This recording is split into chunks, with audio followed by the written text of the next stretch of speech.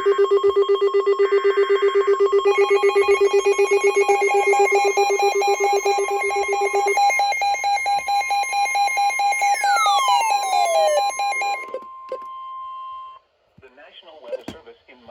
Jersey has issued a severe thunderstorm warning for northeastern Monmouth County in central New Jersey until 4:45 p.m.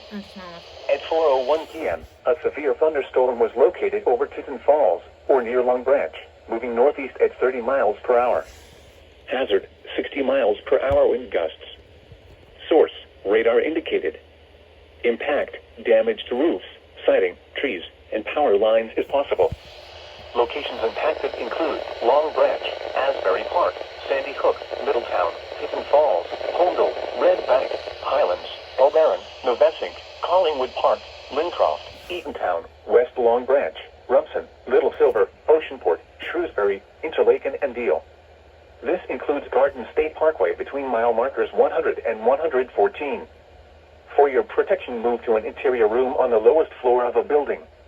Repeating, a severe thunderstorm warning has been issued until 4:45 p.m. for the following county: Monmouth, New Jersey.